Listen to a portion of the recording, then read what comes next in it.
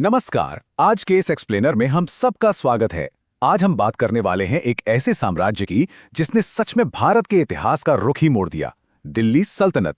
सोचिए, लगभग 320 सालों का वो लंबा और तूफानी दौर जिसने हमारी राजनीति, प्रशासन और हाँ, हमारी संस्कृति और वास्तुकला पर एक ऐसी गहरी छाप छोड़ी ना, जो आज भी हमारे आसपास बिल्कुल साफ दिखाई देती है। तो चलिए सीधे इस दिलचस्प ऐतिहासिक टाइमलाइन पर नजर डालते हैं।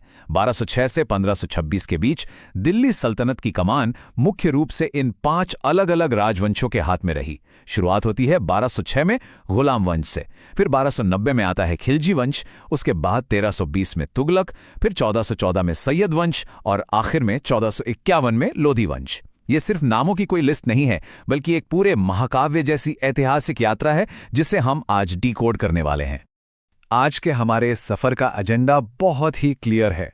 पहले हम बैकग्राउंड और शुरुआती राजवंशों को देखेंगे, फिर खिलजी और तुगलक वंश का जो भयंकर उभार हुआ उसे समझेंगे, उसके बाद सल्तनत का पतन और अंतिम वंश, और हाँ, आखिर में उनके प्रशासन और उस शानदार संस्कृति की बात करेंगे जो वो अपने पीछे छोड़ गए। ऑल राइट, तो शुरू करते हैं हमारे पहले हिस्से से, बैकग्राउंड और शुरुआती राजवंश। जरा 12वीं शताब्दी के भारत की कल्पना कीजिए। एक ऐसा समय जब भारत छोटे छोटे राज्यों में बटा हुआ था। राजपूत शासक अलग अलग इलाकों पे राज तो कर रहे थे, लेकिन उनमें आपसी एकता की भारी कमी थी। और सच कहें तो इसी आपसी फूट ने अनजाने में ही सही विदेशी आक्रमणकारियों के लिए भारत के दरवाजे खोल दिए। अब सोचिए, सिर्फ 1 साल का फासला किसी देश की किस्मत कैसे हमेशा के लिए पलट सकता है। 1191 में तराइन के पहले युद्ध में पृथ्वीराज चौहान ने मोहम्मद गौरी को हरा दिया था। सब कुछ सही लग रहा था, राइट? लेकिन ठीक 1 साल बाद 1192 में तराइन के दूसरे युद्ध में बाजी पूरी तरह पलट गई। मोहम्मद गौरी जीत गया और इसी एक सिंगल डिसाइसिव जीत ने भारत में मुस्लिम शासन की एक बेहद मजबूत नींव रख दी। गौरी की जीत तो हो गई, लेकिन दिल्ली सल्तनत का असली ढांचा किसने तैयार किया? वो थे इल्तुतमिश। इन्हें ही सल्तनत का असली संस्थापक माना जाता है। इन्होंने सिर्फ जमीनें नहीं जीती, बल्कि बाकायदा एक पूरा सिस्टम खड़ा किया। दिल्ली को अपनी राजधानी बनाया और शासन चलाने के लिए चालीसा नाम के तुर्क अमीरों का एक सॉलिड ग्रुप बनाया। मंगोल आक्रमणों से भी साम्राज्य को बचाया।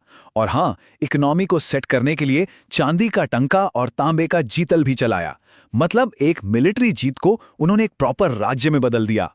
वैसे इल्तुतमिश से ठीक पहले सल्तनत के जो सबसे पहले शासक थे ना, कुतुबुद्दीन ऐबक, उनकी कहानी भी बड़ी अजीब है। अपनी जबरदस्त दानशीलता की वजह से वो लाख बख्श कहलाते थे, लेकिन 1210 में उनकी मौत बहुत ही अनएक्सपेक्टेड तरीके से हुई। वो पोलो यानी चौगान खेल रहे थे और घोड़े से गिरकर उनकी जान चली गई। सच में इतिहास की किताबों में अक्सर सिर्फ बड़े बड़े युद्धों की बातें होती हैं, लेकिन कभी-कभी ऐसी अनहोनी घटनाएं भी पूरी सत्ता का रुख पलट देती हैं। ऐबक और इल्तुतमिश के बाद इसी गुलाम वंश में हमें 2 बहुत ही पावरफुल लेकिन एकदम अलग-अलग शासक मिलते हैं। पहली हैं रज़िया सुल्तान, भारत की पहली बेहद निडर और होशियार मुस्लिम महिला शासक। वो बिल्कुल पुरुषों की तरह दरबार चलाती थीं, युद्धों में लीड करती थीं। हालांकि तुर्क अमीरों को ये बात बिल्कुल रास नहीं आई और उन्होंने उनका कड़ा विरोध किया। और दूसरी तरफ बलबन, भाई इन्होंने तो एक तानाशाह की तरह राज किया। बलबन ने सुल्तान के रुतबे को भगवान के बराबर दिखाने के लिए सिजदा और पैबोस जैसी सख्त परंपराएं लागू कर दी, यानी सुल्तान के सामने घुटने टेकना और उनके पैर चूमना। कोई भी बगावत हो उसे वो बेरहमी से कुचल देते थे। खैर, यहां से हम बढ़ते हैं अपने दूसरे हिस्से की तरफ, खिलजी और तुगलक वंश का उदय। अब ये वो दौर था जब दिल्ली सल्तनत का जो विस्तार हुआ ना, वो एकदम आक्रामक था। सेनाओं का साइज अचानक बहुत विशाल हो गया और कुछ ऐसी घरेलू नीतियां बनी जो बहुत ही ज्यादा ड्रामेटिक थीं। इसमें सबसे क्रूशियल पॉइंट है अलाउद्दीन खिलजी की नीतियां। वो सल्तनत का सबसे महत्वाकांक्षी शासक था। अपनी विशाल सेना को मेंटेन करने के लिए उसने पूरी अर्थव्यवस्था को कैसे माइक्रो मैनेज किया, ये देखने लायक है। उसने अनाज, कपड़े और यहां तक कि घोड़ों की कीमतें एकदम फिक्स कर दी। टारगेट बड़ा साफ था, कम सैलरी पाने वाले सैनिकों को भी जरूरी चीजें सस्ती मिल सकें। इस तरह उसने मंगोलों से निपटने के लिए एक बहुत बड़ी फौज खड़ी कर ली। अर्थशास्त्र और मिलिट्री स्ट्रैटेजी का क्या गजब का कॉम्बिनेशन था ये। अब आते हैं मोहम्मद बिन तुगलक पर। इन्हें इतिहास का सबसे ब्रिलियंट लेकिन फेलियर शासक कहा जाए तो गलत नहीं होगा। आदमी बहुत इंटेलिजेंट था, लेकिन उसकी योजनाएं जमीन पर आते आते पूरी तरह फेल हो जाती थीं।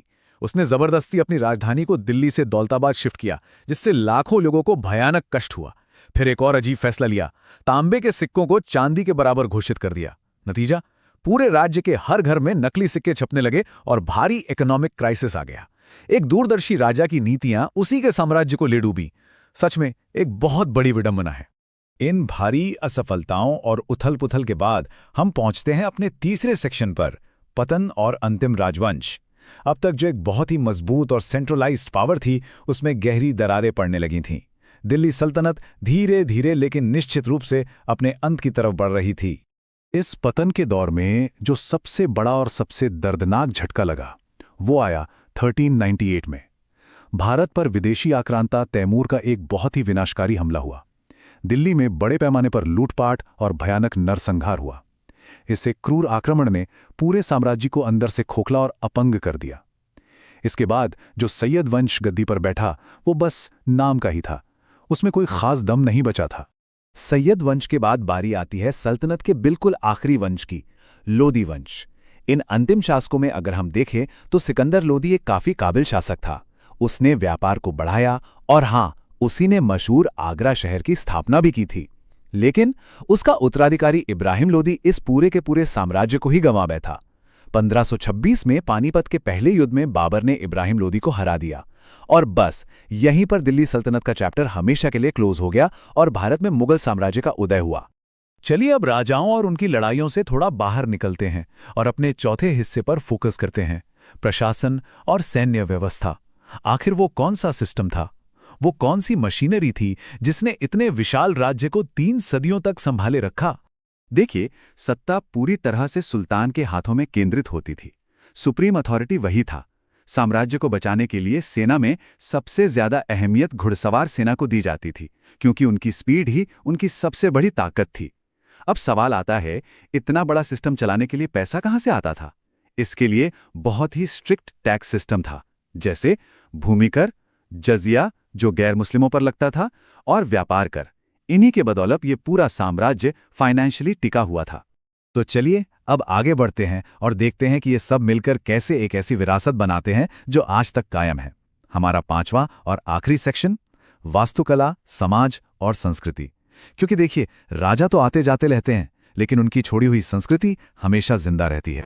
ये वो कमाल का दौर था जब भारतीय और इस्लामी परंपराओं का एक बहुत ही खूबसूरत फ्यूजन हुआ।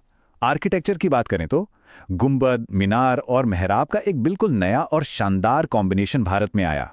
कुतुब मीनार और अलाई दरवाज़ा इसकी जीते जागते सबूत हैं।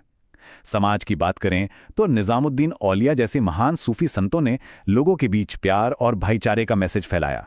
और सबसे खूबसूरत बात, भाषा के स्तर पर फारसी और हिंदी के इस मेल से उर्दू जैसी बेहद मीठी भाषा का जन्म हुआ। मतलब एक पूरा कल्चरल इवोल्यूशन हो रहा था। और इसी के साथ हम इस एक्सप्लेनर के बिल्कुल आखिर में आ गए हैं, लेकिन जाते जाते एक बहुत ही गहरा सवाल छोड़े जा रहे हैं। 1526 के पानीपत युद्ध ने पॉलिटिकली तो दिल्ली सल्तनत को खत्म कर दिया, लेकिन क्या इसका जो सांस्कृतिक प्रभाव था वो कभी मिट पाया? सोचिए जरा इस पर। राजनीति बदल जाती है, सत्ता बदल जाती है, लेकिन जो इमारतें आज हमारे सामने खड़ी हैं, जो भाषाएं हम आज रोज बोलते हैं, उनमें कहीं ना कहीं आज भी उस काल की धड़कन महसूस होती है। आज के इस सफर में हमारे साथ जुड़ने के लिए बहुत बहुत शुक्रिया।